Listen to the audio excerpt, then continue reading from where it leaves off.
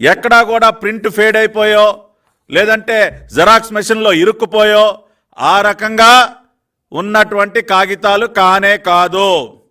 ఇవాళ మా దగ్గర ఫోటోగ్రాఫిక్ ఎవిడెన్స్ ఉంది, వీడియోగ్రాఫిక్ ఎవిడెన్స్ ఉంది.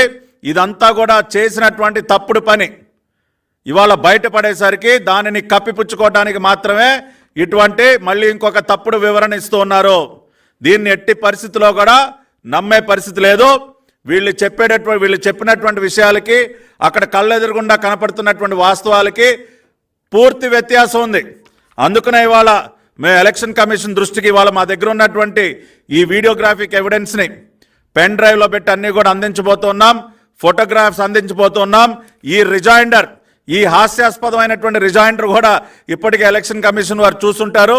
కాబట్టి ఖచ్చితంగా ఎలక్షన్ కమిషన్ ఆధ్వర్యంలో ఎవరైతే ఇవాళ రకరకాల అబ్జర్వర్స్ కూడా వచ్చారు, ప్రతి ఒక్క డిపార్ట్మెంట్కి ప్రత్యేకంగా పరిశీలకులను కూడా కేంద్ర ఎన్నికల సంఘం నియమించింది.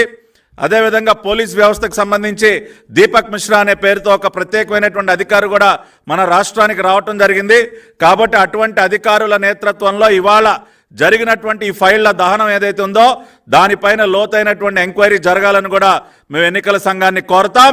అదేవిధంగా సిట్ అధికారులు, సిఐడి అధికారులు కూడా చెప్తూ ఉన్నాం, ఇటువంటి తప్పుడు పనులు చేసి ఇంకా ఇంకా ఇంకా మీరు చేసినటువంటి పనులు ఏవైతే ఉన్నాయో, తప్పుడు పనులు ఉన్నాయో వాటికి మించి ఇంకా కూడా కూరుకుపోతున్నారు మీరు.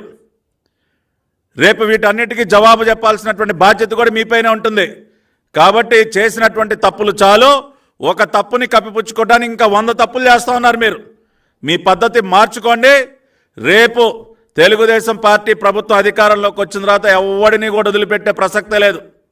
ఎర్ర పుస్తకంలో ఉన్నటువంటి ప్రతి ఒక్క పేరు, ఆ అధికారి చేసినటువంటి ప్రతి ఒక్క నేరాన్ని కూడా చాలా సీరియస్గా పరిగణలోకి తీసుకుంటామని తెలియజేస్తూ మరొకసారి రాష్ట్ర ప్రజలందరినీ కూడా కోరుతున్నాం.